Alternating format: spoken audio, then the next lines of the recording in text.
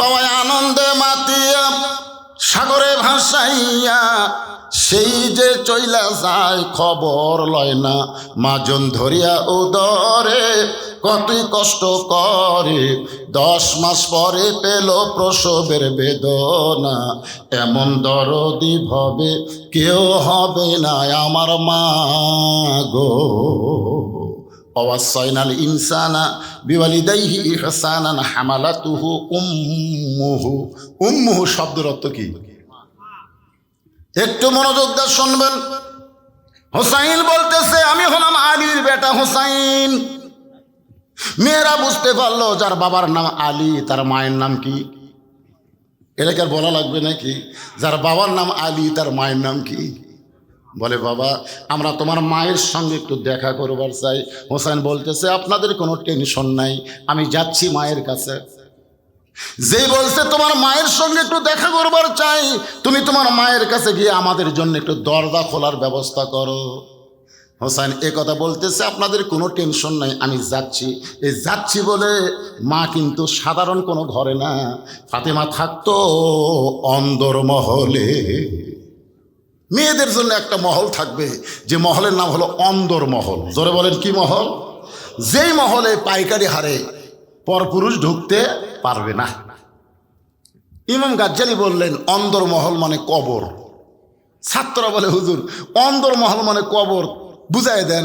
বললেন একটা মেয়ে মানুষ মারা গেলে মেয়ের লাশ ধরে যারা কবরে নামাবার পারবে না তারা অন্দরমহলে ঢুকতে পারবে না। আপনারা বলেন তো কোনো মেয়ে মানুষ মারা গেলে কারা কারা মেয়ের লাশ ধরে কবরে নামাবার পারে? কোন? আচ্ছা শালি যদি মরে আর দুলা ভাই যদি লাশ ধরবার চাই, আপনারা ধরবার দিবেন? দিবেন? মৌলবি লাগবে ওটি? সমস্ত লোক বলবে হারাম, শালির লাশ স্পর্শ করা দুলা ভাইয়ের জন্য হারাম। দুলা ভাই সাইডে যা মুসকি মুসকি হাসে। একজন বলে হাসো কেন?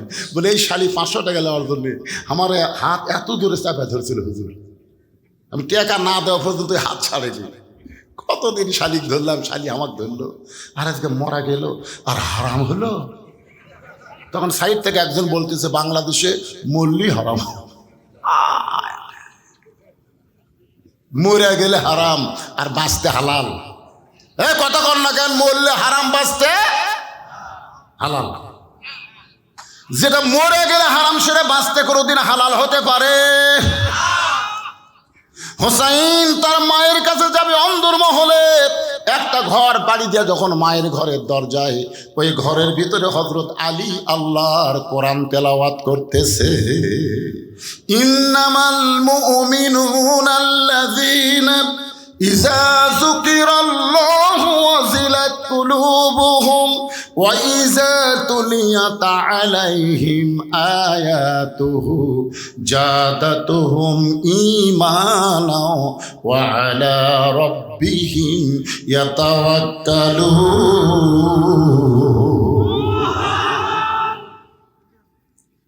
হযরত আলী কি করতেছে? কোরআন তেলাওয়াত করতেছে। ঢুকতেই ঘর, আর ফাতেমা আছে ভিতরের ঘর।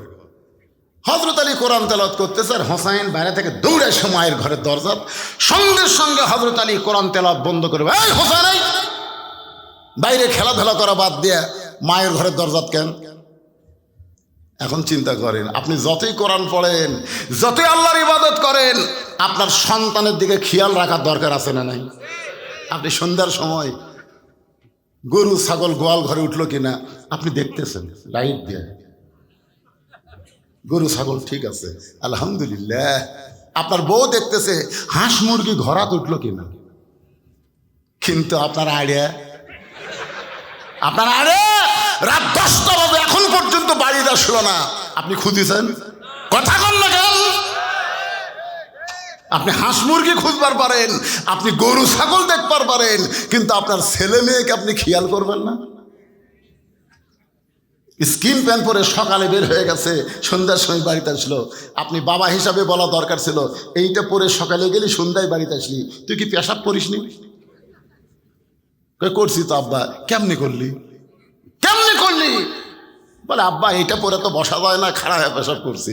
এখন আপনার বলেন দাঁড়ায় পেশাব করা মানুষের চরিত্র না জানোয়ারের চরিত্র? তাহলে আপনার ছেলে কি মানুষ না জানোয়ার? এই জানোয়ার, পেশাব করে তুই পানি লিছিস? আর পেশাব করে পানি নিলেও লাভ নাই, কারণ খাড়া হয়ে পেশাব করলে পেশাব তো নিংড়ে না। পানি খরচ করে যেই ভিতরে মাল ঢুকাছে টপ টপ করে পড়ে ওই এলাকা শেষ। তখন ওই এলাকা এমন ভাবে জার্ম পয়দা হলো, জীবাণু পয়দা হলো। আপনার ছেলে বিয়ার পরে বউ ভাত খাবে, আপনি তো সেই রকম পরিমণি দেখে বিয়ে করাচ্ছেন, কিন্তু আপনার ছেলের মালটা দেখছেন? মেয়েটার ভাত খাবে কিনা খেয়াল করে দেখছেন আপনি? আপনার মেয়ের দিকে আপনি খেয়াল করবেন, ছেলের দিকে খেয়াল করবেন। কু আনফুসাকুম ওয়া আহলিকুম নার, জাহান্নামের আগুন থেকে যদি বাঁচতে চাও, তুমি বাবা একলা বাঁচলে হবে না, তোমার আওলাদকে নিয়ে বাঁচতে হবে। জোরে কোন কথা ঠিক কি না?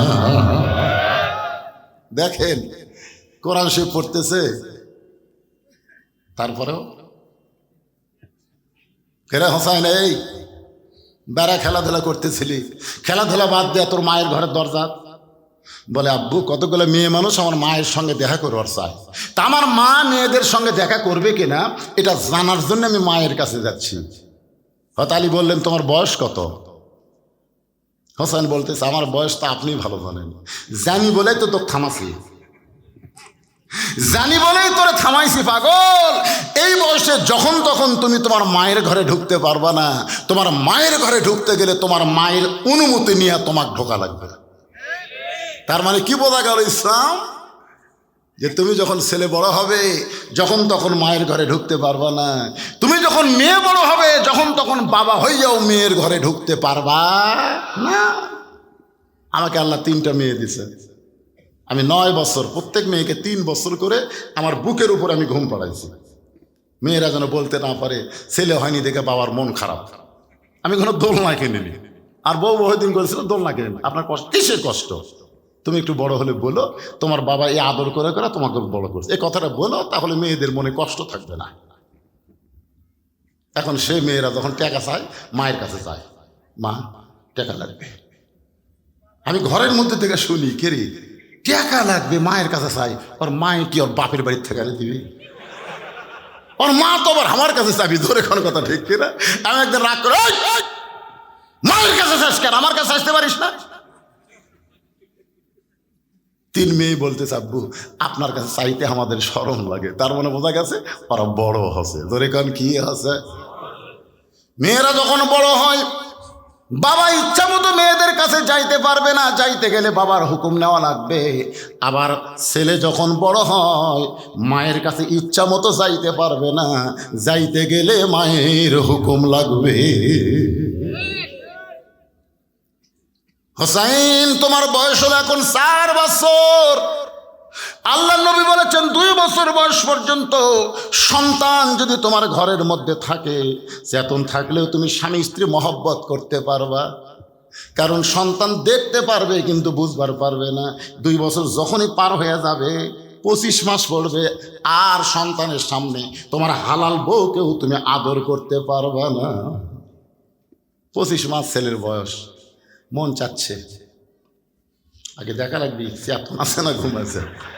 এখনকার ছেলে মেয়েরা আবার চেতন থেকেও ঘুমের ভান করে, বলে কোন ঠিক কিনা?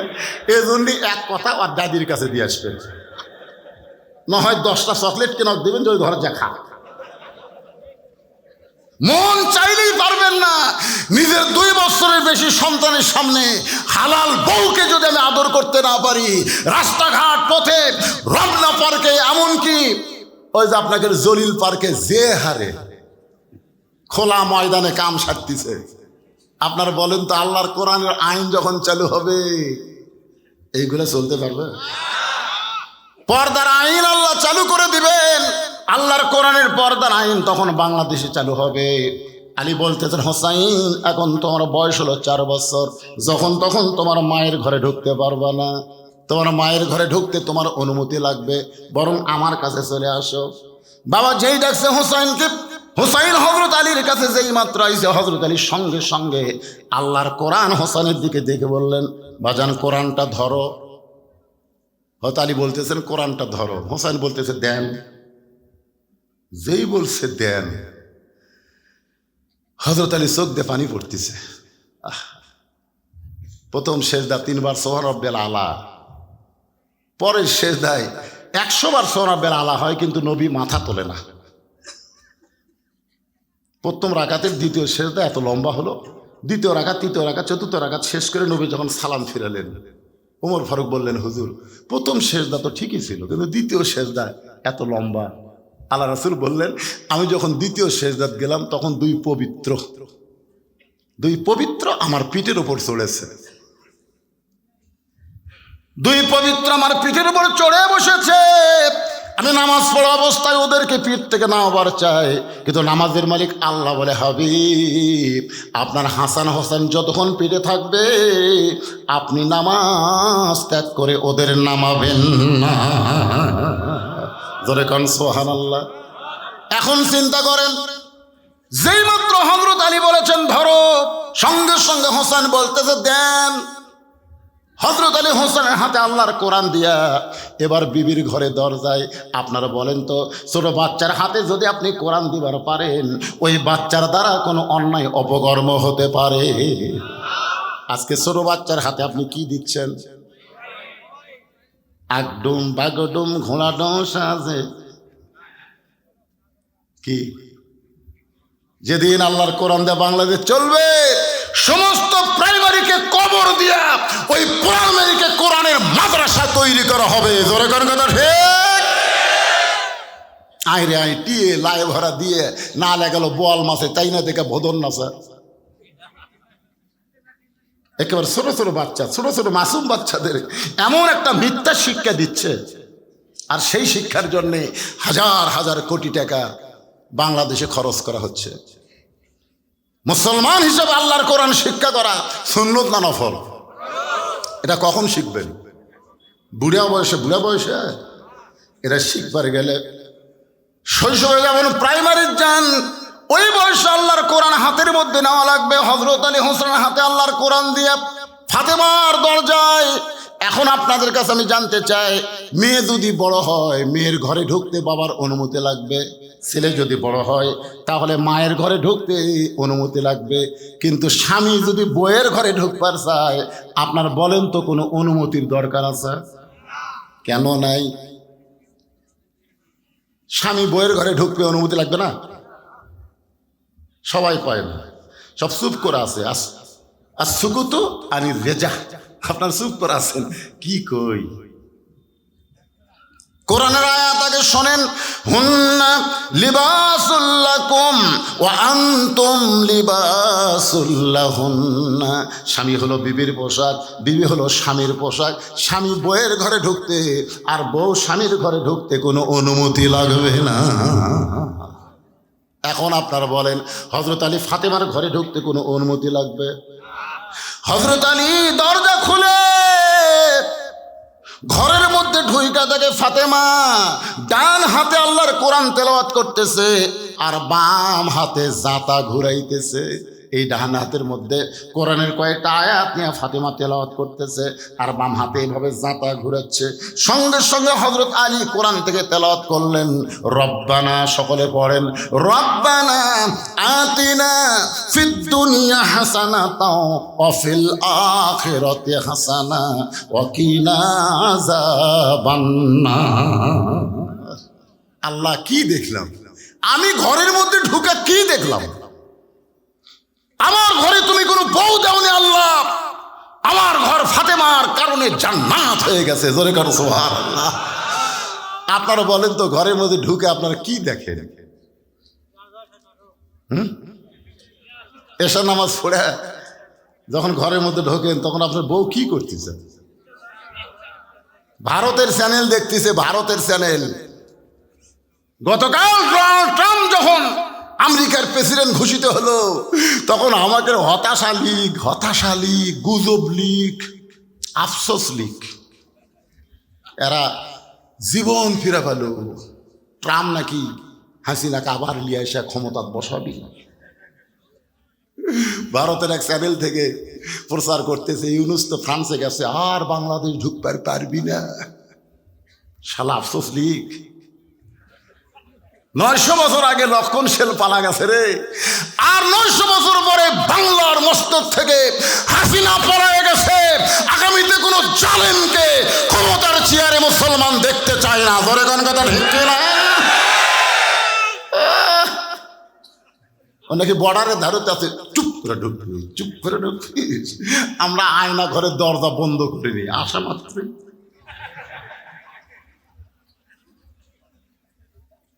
300 আসনের একটা এমপিও নেই, সব শালা পলে গেছে।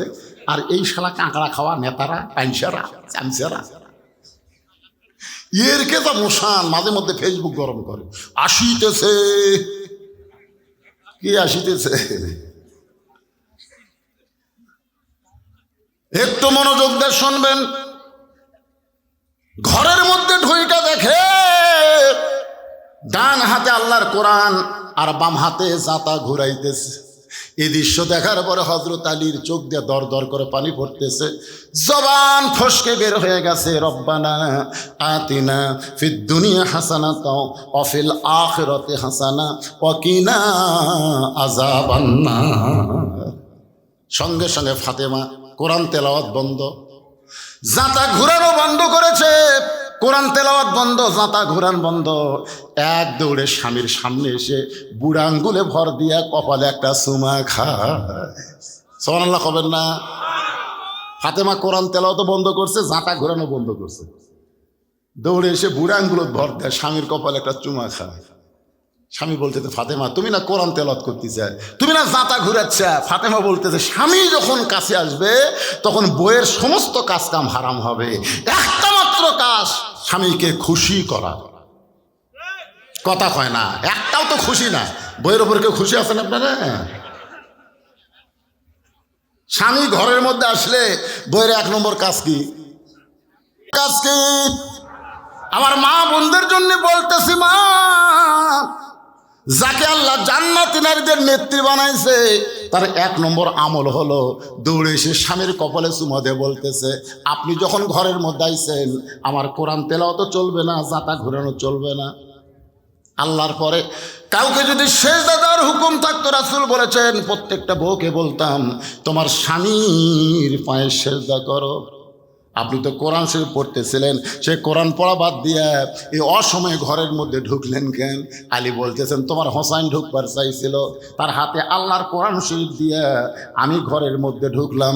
ফাতেমা বলতেছে ওই বাবা মা সবচাইতে বড় ভাগ্যবান যার মাসুম বাচ্চার হাতে থাকবে আল্লাহর কোরআন। সুবহানাল্লাহ জোরে কর। ওই বাবা মা সবচাইতে বড় ভাগ্যবান যার মাসুম বাচ্চার হাতে থাকবে আল্লাহর কোরআন। ওগো স্বামী, হোসেন কেন ঢুকবার চাইছিল, সে হোসেনকে কোরআন দিয়ে আপনি কেন ঢুকলেন? আলী বলতেছেন ফাতেমা, দরজাত কতগুলো মেয়ে মানুষ দাঁড়ায় আছে, তারা একটু তোমার সঙ্গে দেখা করবার চাই, তুমি যদি অনুমতি দাও তাহলে দরজা খুলে দিব। ফাতেমা মুচকি মুচকি হাসে যে মেয়ের আমার সঙ্গে দেখা করবে, আমি অনুমতি দিলে আপনি দরজা খুলবেন? আলী বলতেছেন কি? ফাতেমা বলতেছেন মেয়েরা যদি আমার সঙ্গে দেখা করতে চায় তাহলে আপনাকে কষ্ট করে পর্দার ব্যবস্থা করা লাগবে। পর্দার ব্যবস্থা করা কি সহজ না কষ্ট? কথা কয় না। ফাতেমা বলতেছে মেয়েরা যদি আমার সঙ্গে দেখা করতে চায় আপনাকে কষ্ট করে পর্দার ব্যবস্থা করা লাগবে। আলী বলতেছেন ফাতেমা, মেয়েরা মেয়ের সঙ্গে দেখা করবে, এখানে আমার পর্দার কি আছে? ফাতেমা বলতেছে স্বামী গো, আপনি বিশ্ব নন্দিত বড় আলেম হবার পারেন, কিন্তু পর্দা বিষয়ে আমার চাইতে আপনি কম জানেন। কথা কয় না। হযরত আলীকে ছোট আলেম না বড় আলেম? বিশ্ব নন্দিত, সব চাইতে আপনি বড় আলেম হতে পারেন, কিন্তু পর্দা বিষয়ে আমার চাইতে আপনি কম জানেন। আলী বলে ফাতেমা, তাহলে পর্দা বিষয়ে তুমি কি বলতে চাও? ফাতেমা বলে স্বামী গো, যে কয়টা মেয়ে দরজায় দাঁড়িয়ে আছে আমার সঙ্গে দেখা করবে, আপনি কি তাদের চেনেন? মারাত্মক কথা। কিন্তু আমি একদিন আমার বউকে কইছিলাম, আমার চাচাতো ভাই যে বিয়ে করছে বউটা সুন্দরী, যেই কইছি আর বউ বলতেছে আপনি কবে থেকে লুচ্চা হলেন? আমি কইলাম লুচ্চা কি? তা আপনার চাচাতো ভাইয়ের বউ সুন্দর, আপনি দেখলেন কেমনে? আপনি একটা আলেম। আমি সেই দিন কান ধরে তওবা করছি, কোনো মেয়ে মানুষ সুন্দরী দেখলে বউয়ের কাছে আর বলা যাবি না। আমি আর দেখবো না, তো আর দেখবো তাই, যদিও দেখি ওই বইয়ের কাছে বলা যাবে না। ফাতেমা কিন্তু মারাত্মক প্রশ্ন করেছে যে কয়টা মেয়ে দরজায় দাঁড়িয়ে আছে আপনি কি তাদের চেনেন? আলী বলে, ফাতেমা, এই দুনিয়াতে একজন মাত্র নারীকে আমি চিনি, যে হলো হাসান হোসাইনের মা। কুল্লিল মুমিনিনা ইয়াকুদ্দু মিন আবসারিহিম, যারা প্রকৃত মুমিন হবে তারা পর নারীর দিকে কোনোদিন তাকাবে না, তাদের নজর থাকবে সবসময় নিচের দিকে। আপনাকে নজর কোন দিকে? রাস্তা যখন চলেন তখন নজর কোন দিকে যায়? ও আমিলুস সালিহাত, সবচাইতে বড় নেক আমল হলো এটা কার বউ, কার বেটি, এটা কার বাড়ি, এইগুলো না দেখে রাস্তার দিকে তাকায় তাকায় চলতে হবে। মুমিনদের একটা বৈশিষ্ট্য। জোরে কণ্ঠে। আমি কিন্তু আমিলুস সালিহার উপর আলোচনা করতেছি। এরপরে সূরা সূরার দুইটা পয়েন্ট আছে, ওয়াতাওয়াসাউ বিল হক, ওয়াতাওয়াসাউ বিস সবর। এই হকের কথা যখন বলবো না, ওয়াতাওয়াসাউ বিল হক, তখন কিন্তু ফাটাফাটি একটা ওয়াজ হবে। এবার কোনো অ্যাঙ্গেলে মার হবে না, ডাইরেক্ট মার। জোরে কোন কথা ঠিক না? আমি আপনাদের দুটো নাম বলি, একটা হলো আজিজুল হক। আপনার নাম শুনছেন? বুখারী শরীফের যিনি বাংলা অনুবাদ করছে তার নাম কি? আজিজুল হক, শাইখুল হাদিস আজিজুল হক। ওনার একটা বেটা আছে, তার নাম হলো মামুনুল হক। এই ফ্যাসিস্ট হাসিনার আমলে এই বাপ বেটা দুইজনকে জেলখানার মধ্যে ঢুকানো হয়েছে। জোরে কোন কথা ঠিক কিনা? আজিজুল হককে জেলখানায় আগে দিয়েছিল, ওজুর পানি পর্যন্ত দেয়নি। আবার মামুনুল হককে মিথ্যা বানোয়াট মামলা দিয়ে 3 বছরের মতো তাকে জেলখানায় আটকায় রাখবে। ওয়াতাওয়াসাউ বিল হকের উপর যখন কথা আসবে 3 নম্বর পয়েন্টে, তখন এই হক জিনিসটা আজকে আমি আপনাদের সামনে ক্লিয়ার করে শোনাবো। রাজি আছেন তো সবাই? 4 নম্বর বিষয় হলো ওয়াতাওয়াসাউ বিস সবর। এখন 3 নম্বর বিষয় আলোচনা হচ্ছে আমিলুস সালিহাত, নেক আমল। পুরুষের 1 নম্বর নেক আমলের নাম হলো নামাজ, আর নারীদের 1 নম্বর নেক আমলের নাম কি? সবাই একটু বলেন না ভাই, নাম কি? পর্দা। কে রে? এক মুরব্বী উঠলো, আর পাশাপাশি আর একজন যুবক উঠতেছে, আর এরা পাগলার লাগাল দাঁড়িয়ে আছে। না না না, ফাঁকা তো আছে আগে থেকে, দাঁড়িয়ে থাকা বোঝেন চান্সে আছে, যে কোনো সময় চলে যাবে, কিন্তু মাঝখানে বসে থাকা ওটা তো খুব কঠিন। আমি বহু মুসল্লিকে মসজিদে দেখছি ইচ্ছা করে বারান্দার নামাজ পড়ে। আমি বললাম, কে রে ভাই, আজান দেওয়ার পরে আসছেন মসজিদের ভিতরে সামনে কাতার যান? না হুজুর, ঠেলা পাসি। একদিন মাগরিব নামাজ সামনে কাতার পড়ে বার হওয়ার নিয়ত করে দেখি পিছন দিকে নিয়ত হয়ে গেছে। হায় হায় রে, আমি নামাজ 2 রাকাত সুন্নত পড়ে দেখি এরকে 1 রাকাতে হয় না। সেদিন তার তওবা করছি, আগে আসলো বারান্দা। এই যারা দাঁড়িয়ে আছে এরা হলো বারান্দা মার্কা। জোরে কোন কি মার্কা? এরা মসজিদের মধ্যে বসবার চাবি না তো। আর যারা বসে আছেন আপনাদেরকে বলি, একটু ধৈর্য ধরেন। ওয়াতাওয়াসাউ বিস সবর, ইন্নাল্লাহা মা'আস সাবিরিন। ধৈর্যশীলদের সঙ্গে কে আছে? 15.5 বছর ধৈর্য ধরেছেন, তাহাজ্জুদের নামাজ পড়ে আল্লাহর কাছে বিচার দিয়েছেন। আমার এলাকার একজন হুজুরকে আমি দেখি সবসময় বলে, আল্লাহ তোমার কাছে হাসিনার বিচার দিলাম, তোমার কাছে হাসিনার বিচার দিলাম। আমি বললাম, হুজুর হাসিনার বিচার আল্লাহর কাছে না দিয়া জজ কোর্টে যান, হাইকোর্টে যান, সুপ্রিম কোর্টে যান। হুজুর বলে, বর্তমান হাসিনা জজ কোর্ট, হাইকোর্ট, সুপ্রিম কোর্ট সব কোর্ট দখল করেছে, কিন্তু একটা কোর্ট এখনো দখল হয়নি, সেইটা হলো আমার আল্লাহর কোর্ট। আপনারা বলেন তো, ভাত পাক করে থুয়ে সেনাপতি, প্রধান সেনাপতিকে বলতেছে, আমাকে 45 মিনিট টাইম দাও। 45, 1 ঘন্টা টাইম দাও আমাকে, 1 ঘন্টা টাইম দাও, 2 ঘন্টা টাইম দাও। বলতেছে না, যে হারে পঙ্গপালের মতন আসতেছে। দুপুর পর্যন্ত আমরা মনে করছি ঢাকা ফাঁকা, কেউ নেই। জোহরের নামাজ পর্যন্ত বোঝা গেল ওই শহীদ মিনারে 50-60 জন চেঁচা করতেছে। আমি চিন্তা করলাম, কি করি, মোবাইল নেটওয়ার্ক ঠিক মতো পায় না, টাওয়ার ঠিক মতো পায় না। এই শালা পলক কখনো দেয়, কখনো দেয়। হঠাৎ আমি ভিপিএন যোগ করে দেখি, ভাই 3টার সময় ঢাকার পা দেওয়ার কোনো জায়গা নেই। তখন আমার মনে হলো, তায়রান আবাবিল তারমিহিম বিহিজারাতিন মিন সিজিল ফাজআলাহুম কাআসফিন মাকুল ইজা জা নাসরুল্লাহি ওয়াল ফাত। বিজয় কোনো মানুষের শক্তি নয়, বিজয় হলো আল্লাহর সাহায্য। জোরে কোন কথা ঠিক? দেখেন, স্বরাষ্ট্রমন্ত্রীর কাছে আইজি বলতেছে, স্যার কি বলবো, আপনি তো খালি বলেন গুলি কর গুলি কর গুলি কর, কিন্তু লাভ তো হচ্ছে না। পুলিশ গুলি করে, যাক গুলি লাগে ওই সরে যায়, আর একজন ওই জায়গাতে দাঁড়ায়। এরা মরাকে আর ভয় করে না। এটা সেনাপতি বুঝবার পারছে, গুলি করেও যার কথা আটকানো যাচ্ছে না, যদি 5% হেলিকপ্টার রেডি আছে পলান। 12 পদের আইটেম তৈরি করে খাওয়ার ভাগ্য হলো না ভাই। আল্লাহর ওলি বলেছে, এক সময় বাংলার জনগণ গাছের গোড়ায় এমন ছাকুনি দিবে, দিল্লির মামু বাড়ি গিয়ে পড়বা। ধরে কোন কথা ঠিক? তো ইজ্জু মান তাশা ওয়া তুযিল্লু মান তাশা বিয়াদিকাল খায়র ইন্নাকা আলা কুল্লি শাইইন কাদির। কি বুঝতেছেন? ক্ষমতার মালিককে। আরো জোরে বলেন, ক্ষমতার মালিককে। একটু মনোযোগ দিয়ে শুনবেন। আলী বলতেছেন, ফাতেমা একটা মাত্র মেয়ে ছাড়া দুনিয়ার অন্য কোনো মেয়েকে আমি চিনি না, সে মেয়েটা হলো হাসান হোসেনের মা, আমার বউ। সঙ্গে সঙ্গে ফাতেমা স্বামীর কপালে আর একটা চুমা খায়। আপনি যদি আপনার বউয়ের কাছে বলেন, ওগো তোমার মতো মেয়ে কেউ নাই, তুমি এত সুন্দরী কেন? বউ বলতেছে, আর কাকু দেখছেন? কাকে দেখবো, তুমি ছাড়া তো আমার দেখা জায়েজ নাই। আপনারা বলেন তো, বউ কি খারাপ হবে? আলী বলে, ফাতেমা একজন নারীর সঙ্গে দেখা করবে, পর্দার ব্যবস্থা কেন করা লাগবে? ফাতেমা বলে, স্বামী গো, যে কয়টা মেয়ে দরজায় দাঁড়িয়ে আছে তার মধ্যে সবাই যদি পর্দানিশী হয় আর একজন যদি বেপর্দা হয়, সব মেয়েরাই পর্দানিশী, কিন্তু একটা হলো বেপর্দা। বেপর্দা নারী যারা, শয়তানের যানবাহন তারা। আমি যেই বলবো বেপর্দা নারী যারা, আপনারা বলবেন শয়তানের যানবাহন তারা। বলতে পারবেন না? বেপর্দা নারী যারা, শয়তান যে আপনাদের এলাকাতে আসে পুরুষের মাধ্যমে কিন্তু আসে না, শয়তান আসে নারীর মাধ্যমে। নারী যদি বেপর্দা হয়, আল্লাহ যখন বললো ওয়ালা তাকরাবা হাদিস সাদারা ফাতাকুনা মিনাজ জালিমিন, ওই গাছের কাছে যাইও না, এই গাছের কাছে কি করো না, যাইও না। হাওয়া বেপর্দা হয়ে,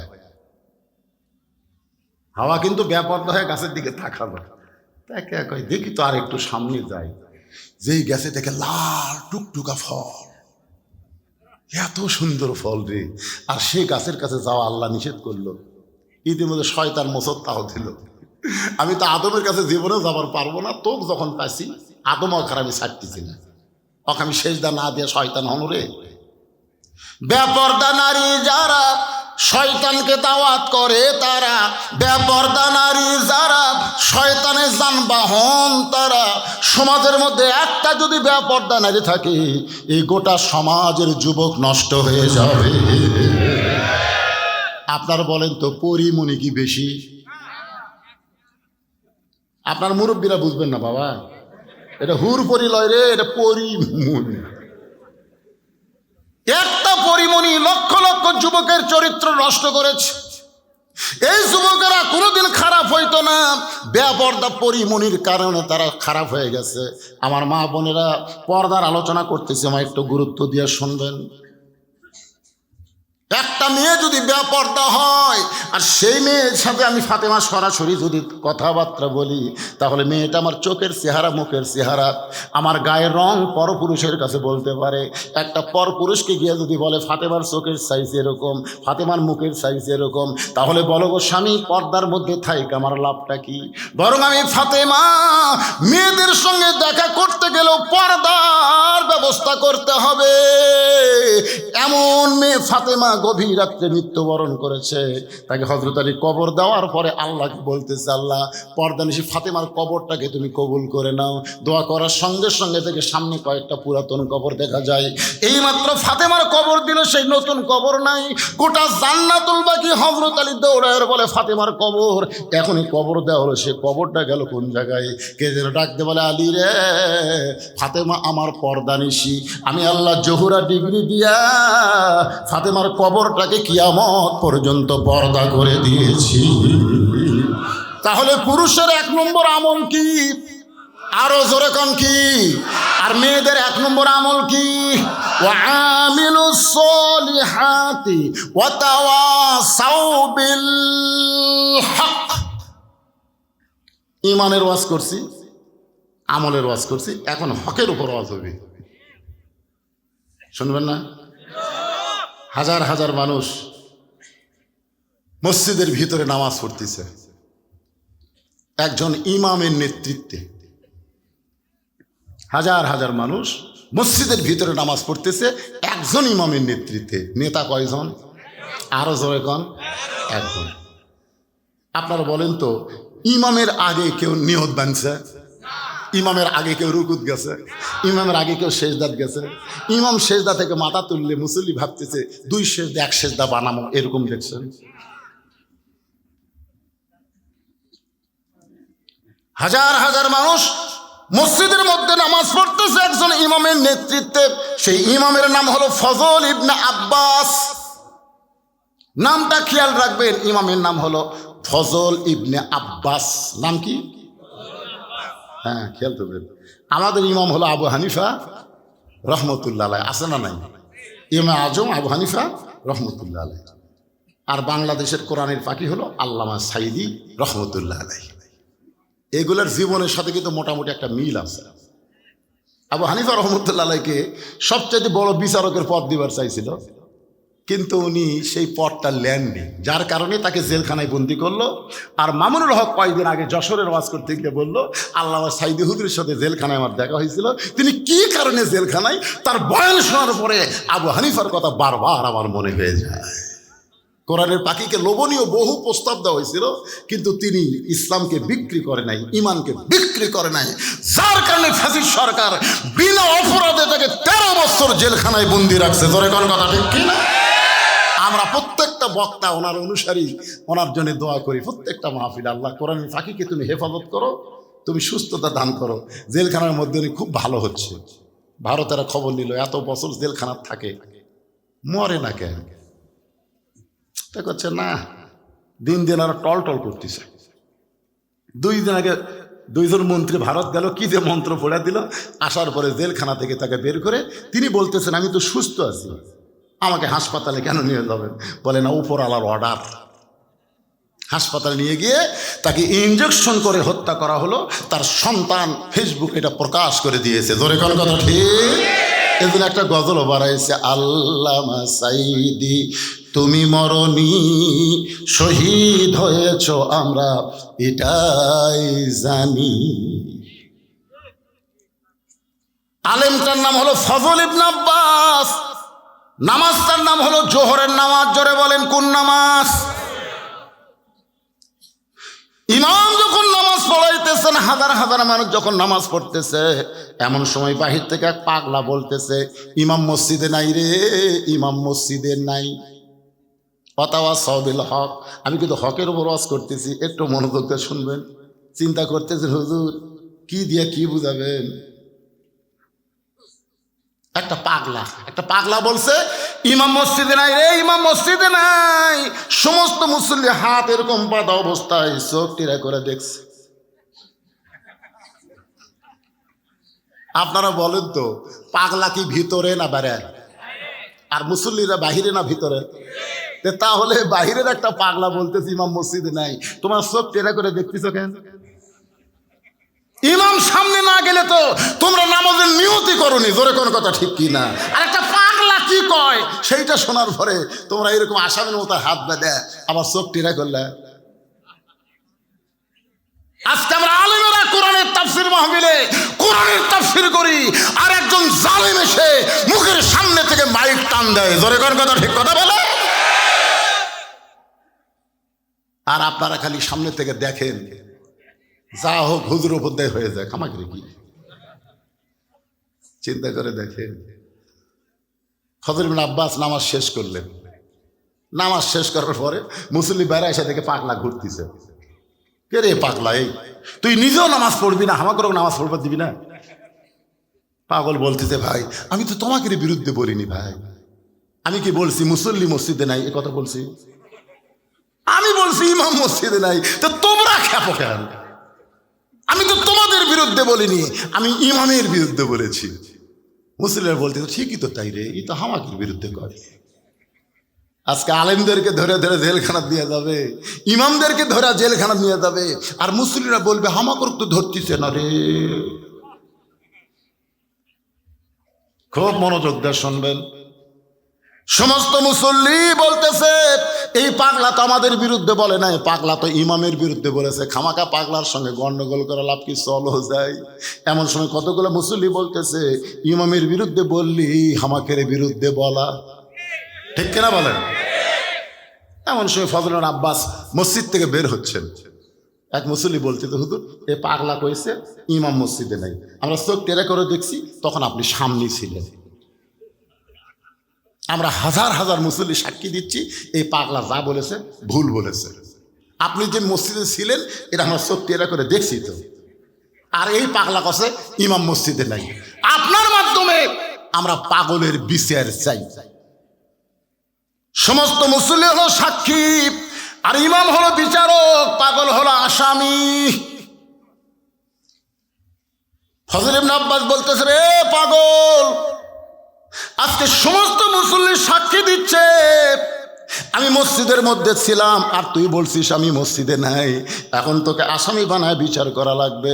সঙ্গে সঙ্গে পাগল বলতেছে ইন্নাল্লাহ ইয়ামুরুকুম আন তুআদ্দুল আমানাতি ইলা আহলিহা ওয়া ইযা হাকামতুম বাইনান নাস আন তাহকুমু বিল আদল। এই মুসল্লিরা আসল বিচারক চিনে না, এই কারণে তোমাকে বিচারক বানাচ্ছে। তুমি ফজল ইবনে আব্বাস তো জানো আসল বিচারক কে, যেরকম আসল বিচারক কে বাংলার জনগণ জানে না, নকল বিচারকের কাছে বিচার চায়, কিন্তু আসল বিচারক হলেন আল্লাহ। এত বছর পরে হাসিনার বিচার করে দেখায় দিছে আল্লাহ ধরে ধরে ধরে না, আবার ধরলেও কিন্তু ছাড়ে না, তাই না? আল্লাহ ধরে না রে, আল্লাহ ধরে না, এত কিছু করতেছে রে, হাসিনা কিছু কয় না রে। মুসা আলাইহিস সালাম বলে আল্লাহ ফেরাউনকে তোমার কলেমার দাওয়াত দিবার এলাম, আর ফেরাউন যে হারে আমাকে ধাবলায়, আল্লাহ আমি আর কত দৌড়াবো? আল্লাহকে জাগা মতো যা পাগলা, জাগা মতো যা, ধরা হবি যা। দৌড়াইতে দৌড়াইতে সামনে হলো সাগর, ফেরাউনকে আর দৌড়াবো না, তিন দিকে আমরা লাঠি সোটা নিয়ে দাঁড়ায় আছি, এখন পলাবি কোন দিক দিয়ে? মুসা কয় আল্লাহ আর তো আমার যাওয়ার জায়গা নাই, এখন তো আর দৌড়ানোরও জায়গা নেই। আল্লাহ বলতেছে বাড়ি মার, 12 বার লাঠির বাড়ি মারছে, 12 লাইন রাস্তা হয়ে গেছে। ফেরাউন কয় ধর, আল্লাহ কয় ফেরাউন এতক্ষণ ভালোই দৌড়ালি, এখন রাস্তা পেয়ে তুইও যাবো, যা। যেই গেছে ভাই পানি আগের মতো হয়ে গেছে, দৌড়াবো না। হাসিনার অবস্থাও তাই, খালি আলেমদেরকে ধাবলায়, জোরে কর কথা কন না কেন? একটু মনোযোগ দিয়ে শুনবেন। পাগল বলতেছে ওরা বিচারক চিনে না বলে তোমার কাছে বিচার চাইছে, কিন্তু তুমি একজন আলেম, তুমি তো জানো আসল বিচারককে। বিচার করতে হবে আল্লাহর আইন দিয়ে, মানুষের তৈরি আইন দিয়ে বিচার করলে চলবে না। সঙ্গে সঙ্গে ফজল ইবনে আব্বাস আল্লাহর দিকে খেয়াল করে বলতেছে রে মুসল্লিরা, পাগল যা বলেছে ঠিক বলেছে, পাগল যা বলেছে ঠিক বলেছে। সমস্ত মুসল্লি বলতেছে পাগল কেমনে ঠিক?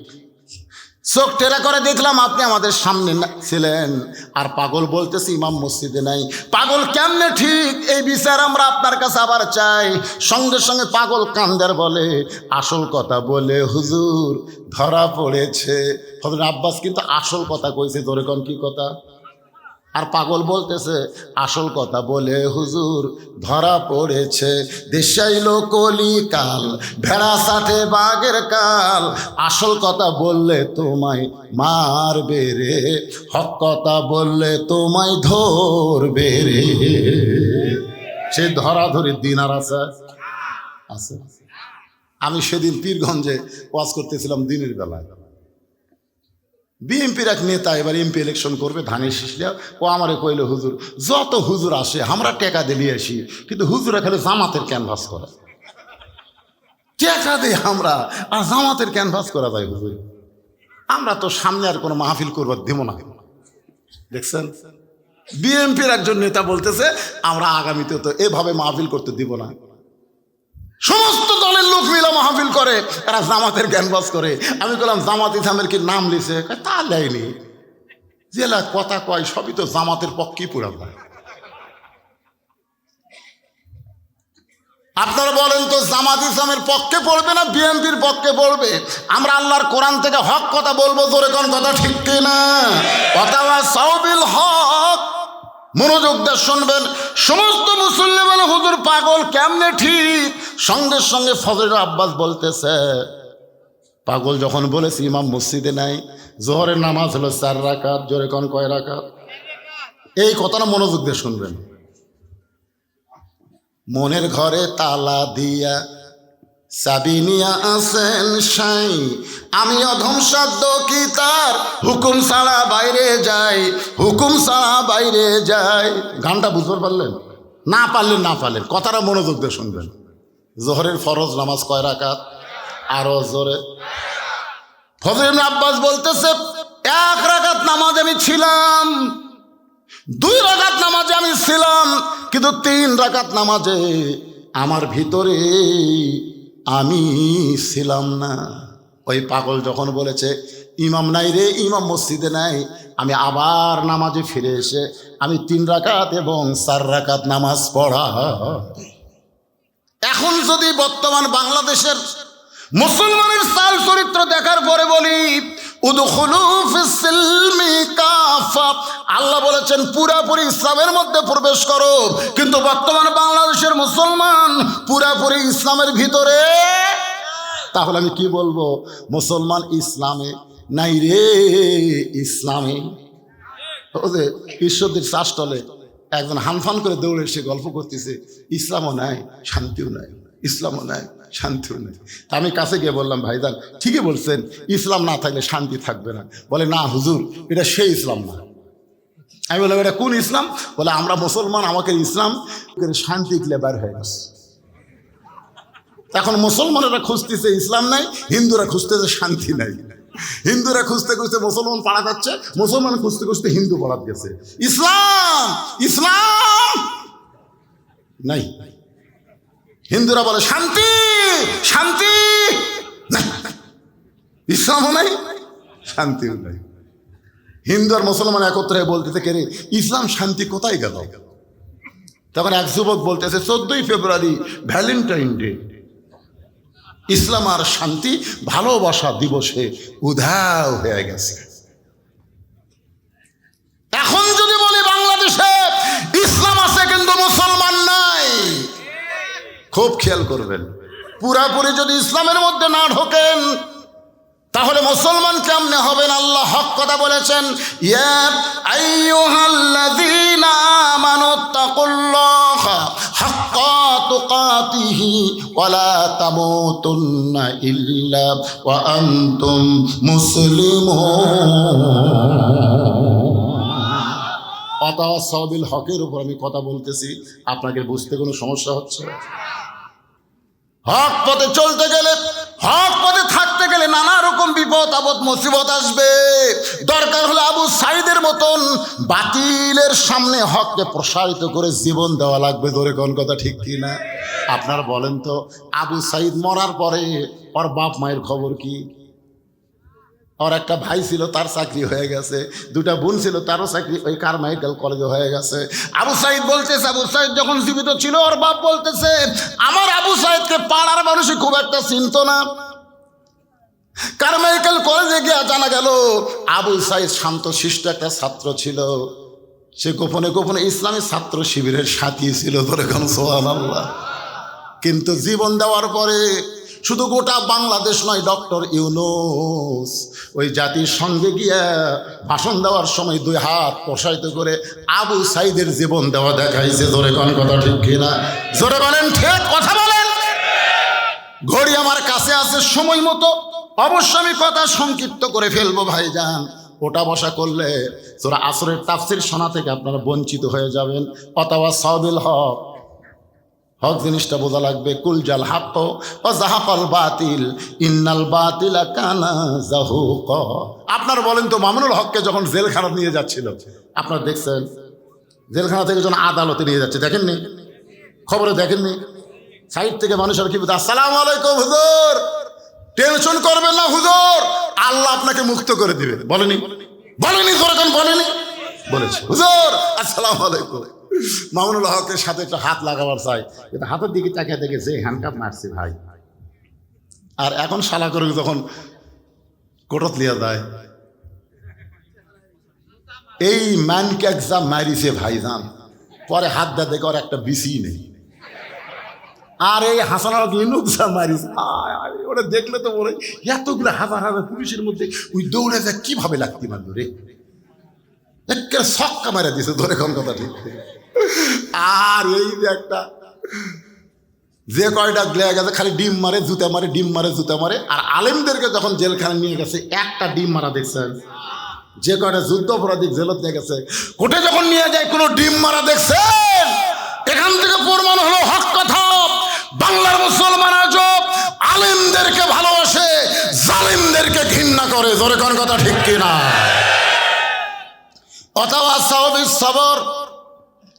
সূরা আসরের 4 নম্বর বিষয় হলো ধৈর্য ধারণের শিক্ষা দেওয়া লাগবে। বিপদ আপদ মুসিবত যখন আসবে, আল্লাহ কোরআনে বলেছেন ওয়ালা নাবলুওয়ান্নাকুম বিশাইইম মিনাল খাউফি ওয়াল জুই ওয়া নাকসিম মিনাল আমওয়ালি ওয়াল আনফুসি ওয়াস সামারাতি ওয়া বাশশিরিস সাবিরিন। কি মোনাজাত করে দেব? কেউ যে ওঠা বসা করে কেন? আচ্ছা, যে মেয়ের কোনোদিন বাচ্চা হয়নি, বিয়ার পরে প্রথম বাচ্চা হবে, ওই বাচ্চা হওয়ার খবর জানে? ওই তো খালি ধান্দা করছে আমার পায়ের তলে সন্তানের জান্নাত, মা হলে আমার পায়ের তলে সন্তানের জান্নাত। কে মা হওয়ার ঠেলা জানিস? প্রসব বেদনা যখন শুরু হয়ে গেছে, মেয়েটা মা হবে কিন্তু প্রসব বেদনার খবর তো জানে না।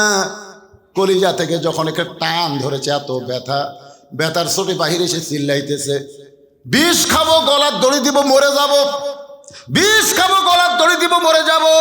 এই কথা যখন বারবার বলতেছে, দাদি নাই দৌড়ে এসে ধাক্কায় ধাক্কায় ঘরের মধ্যে তোলে, ওঠ ওঠ, ঘরের মধ্যে তুলে বালিশে শোয়ে দিয়ে বলে পাতাওয়া সব সবর, ধৈর্য ধর, কারণ মা হবার চাস, মা হওয়া এত সহজ না।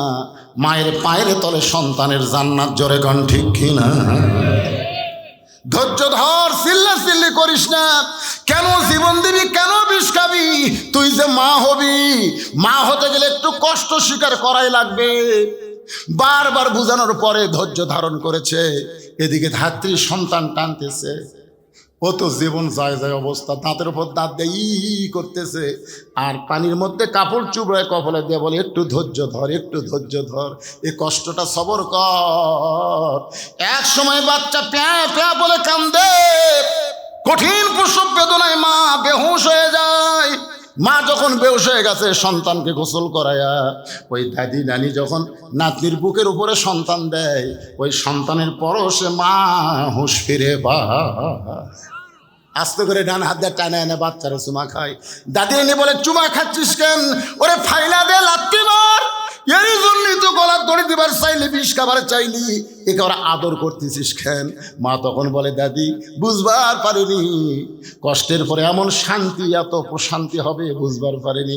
ও দাদি, সন্তানকে বুকে পাওয়ার সঙ্গে সঙ্গে আমি সব কষ্টের কথা ভুলে গিয়েছি। এত নির্যাতন, এত জেল জুলুম, এত কিছুর পরে, গুম হত্যার পরে, ফাঁসির পরে, ইসলামী আন্দোলনের জীবনে প্রসব বেদনার চাইতে বেশি কষ্ট কর্মীরা পাইছে। ধরে কোন কথা ঠিক কিনা? এত কষ্টের পরে 54 বছর ধরে আমরা দেখতেছি এই বাংলাদেশ হলো বাপের দেশ, তারপরে হলো জিয়াউর রহমান ভাইয়ের দেশ, তারপরে দেখলাম এরশাদ চাচার দেশ, তারপরে দেখলাম ভাবির দেশ, তারপরে দেখলাম আবার বাপের মেয়ে, বাপের বেটি শেখ হাসিনা, তারপরে দেখলাম শহীদ জিয়ার ম্যাডাম জিয়া, তারপরে দেখলাম 15 বছর বিনা ভোটের সরকার, দিনের ভোট রাতে হয়, ভোট ছাড়াই নেতা হয়। আপনারা বলেন তো, কোনো পুরুষ মানুষ বিয়ে করে নাই, ও যদি বাপ হওয়ার চায় সম্ভব? কথা কোন সম্ভব? যদি বিয়ার আগে বাচ্চা চাই, বাচ্চা যেমন অবৈধ, ভোট না পাইয়া এমপি হয় এটাও হলো অবৈধ। এরকম বিনা ভোটের সরকার, এটা দেখতে দেখতে আমাদের 54 বছর দেখা শেষ। আগামীতে দেখতে চাই আল্লাহর কোরআনের বাংলাদেশ। কারা কারা দেখতে চান? দুই হাত ধরে আর আল্লাহরে দেখান। লিল্লাহে তাকবীর। অনেক জীবন গিয়েছে, হাত নামান।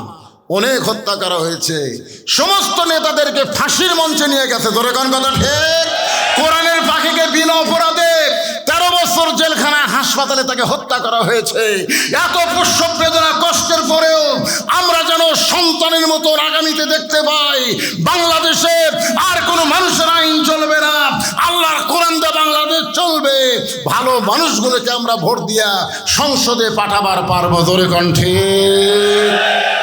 কোনো একদিন এ দেশের আকাশে কলেমার পতাকা দুলবে।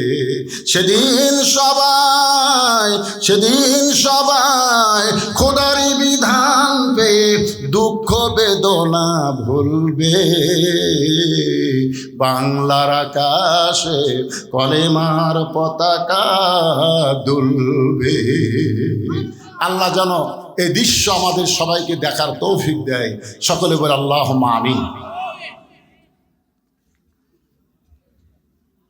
চিত্রনায়ক উমর সানি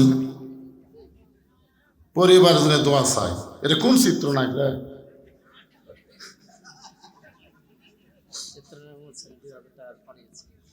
এই এলাকার বাড়ি নাকি? চিত্রনায়ক উমর সানি কি জন্য টাকা দিল? আচ্ছা ঠিক আছে। ওই মৌসুমীর স্বামী চিত্রনায়ক উমর সানি 2000 টাকা নগদে দান করছে। আমরা দোয়া করি আল্লাহুম্মা ইহদিনাস সিরাতাল মুস্তাকিম। জি, টাকাটা আসলো কিভাবে? এখন টাকা আসার কোনো বহু মাধ্যম আছে, বিকাশ আইছে।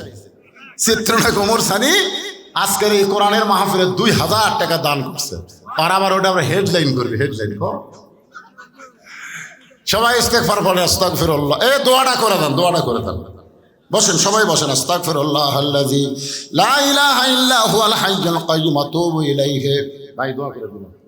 আল্লাহুম্মা আমিন। আল্লাহুম্মা আনতাস সালাম ওয়া মিনকাস সালাম তাবারাকতা ইয়া যাল জালালি ওয়াল ইকরাম। আয় আল্লাহ তাআলা, তোমার বান্দারা কঠিন গরমের মধ্যে ঘন্টার পর ঘন্টা বসে আজকে 3 দিন ব্যাপী তাফসীরুল কোরআন মাহফিলের প্রথম রজনীতে আখিরি মোনাজাত আমি গুনাহগারের সঙ্গে রহমতের দরজায় ফকির হয়ে দোকানে হাত তুলেছি। আল্লাহ মেহেরবানি করে আজকের মাহফিল আমাদের সকলের হিদায়াতের জন্য, নাজাতের জন্য, জান্নাতের জন্য কবুল করো। এই মাহফিলের শুরু থেকে শেষ পর্যন্ত যত আলোচনা হয়েছে আল্লাহ, এর মধ্যে যদি ত্রুটি হয়, ভুল হয়, মাফ করে এর যে হাদিয়া মঞ্জুর করো। সোনার মদিনায় নবী পাকের রওজা মুবারকে আল্লাহ কবুল করে নাও। তামাম আম্বিয়ায়ে কেরাম, আসহাবে কেরাম, তাবিঈনে কেরাম, তাবা তাবিঈনে কেরাম, তামাম পৃথিবীর মাটির নিচে যত মুমিন মুমিনা শুয়ে আছে আল্লাহ, সকলের আরওয়াহ পরে হাদিয়া কবুল করো।